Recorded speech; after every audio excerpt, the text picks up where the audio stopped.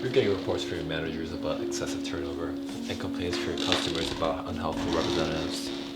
If these symptoms sound familiar to you, you may be dealing with poor organizational fit. Organizational fit is all about how the employee fits into the organization. In particular, are the interests and values of the employee aligned with the organization's mission and culture? If employees feel that their interests are incompatible with the organization, they're likely to become dissatisfied, become uncooperative, become poor performers, and ultimately leave. So how can you, yes you, stop poor organizational fit?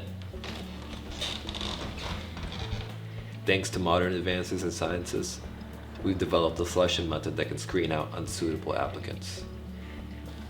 The ersatz volition litmus leverages big data and machine learning to web scrape, parse, and analyze social media content to calculate personality scores. Wait a minute, personality scores? What does personality have to do with organizational fit? Well, Benjamin Franklin, some researchers agree that personality can behave as an antecedent to an individual's organizational fit. Using the 5-factor model of personality consisting of extroversion, openness, conscientiousness, neuroticism, and agreeableness, researchers have been able to determine the work environment's best fitting of each trait. For example, individuals high in agreeableness fit best with team-based and supportive work environments, while individuals high in openness fit best with loosely structured and unpredictable work environments. Wow, so we can determine a person's organizational fit by measuring their personality? That's right, Benji.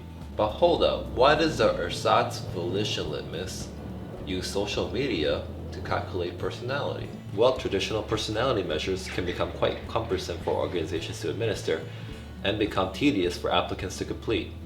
Not to mention, they can become expensive. On the other hand, using social media to calculate personality scores uses openly accessible information and become quite cheap in comparison. They require little to no additional effort from applicants. This method also allows us to quickly and efficiently measure the personality of a large pool of candidates. Social media is a treasure trove of content that includes photos, videos, interests, and public conversations that can provide detailed projections of applicant personality. A 2018 study on social media was able to accurately predict an individual's personality using only Twitter profiles. For example, individuals high on extroversion were identified by having a high number of followers, having a high frequency of group photos, and having an increased propensity for conversations with many different people.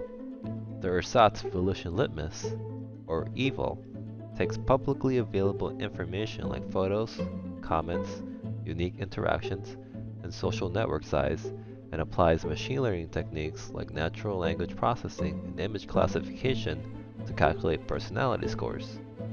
Once EVIL is implemented into your selection procedure, you will have the ability to perform matches between applicant personality and organizational culture to determine whether the applicant moves on to the next phase of your selection process. But Daddy, how do you figure out which personality type is the best fit? Oh dear, we use an intricate instrument called the job analysis. In the job analysis, we do several things including the confirmation of job task, linkage of job tasks to knowledge, skills, and abilities, and then finally, linkage of knowledge, skills, and abilities to dimensions of personality. In the first portion of the job analysis, subject matter experts, or SMEs, will be asked to rate the job tasks of the sales representative position in terms of importance and frequency. Importance refers to how critical the task is to the success of the job, and it ranges from 1, not important, to 5, extremely important. While frequency refers to how often the task is completed in the normal course of duty, and it ranges from 1, not performed, to 5, almost all the time. In the second portion of the job analysis, SMEs will be asked to rate the knowledge, skills, and abilities associated with the job tasks of the sales representative position in terms of whether it's required upon hire, proficiency, and whether it's required for 3 more tasks. The required upon hire rating refers to whether the candidate should possess the KSAO on their first day on the job, and this cannot be gained from training, and is toggled as a simple yes or no. The proficiency rating refers to the level a candidate must have in the KSAO to perform the job task, and it ranges from basic, intermediate, and advanced. The required for 3 or more tasks is either a yes or no, and is used to link the KSAOs to the job. Finally, the SMEs will receive brief descriptions of the 5 dimensions of personality, including behavioral examples associated with each facet. SMEs will rate the linkage between the aforementioned skills, abilities, and others in each domain of personality by importance, from 1, not important, to 5, extremely important. Personality likely has very little influence on knowledge compared to skills, abilities, and others. Therefore, we will not request SMEs to link knowledge to dimensions of personality.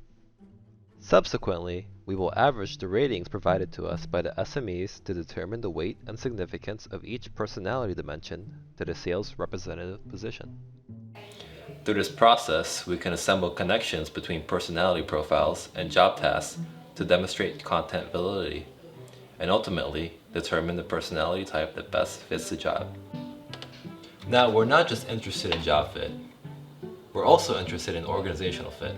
So we go ahead and adjust the weights in favor of traits that would help achieve desired organizational culture components, like relationship building, customer service, and continuous learning.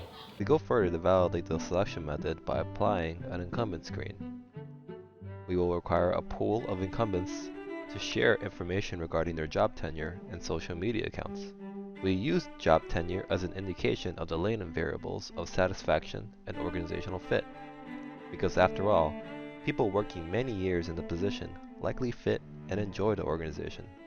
Information from incumbent social media accounts will be used to calculate personality profiles.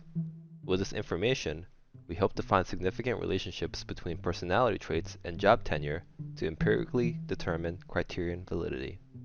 Specifically, we want to determine whether personality profiles are related to products of organizational fit, like job tenure.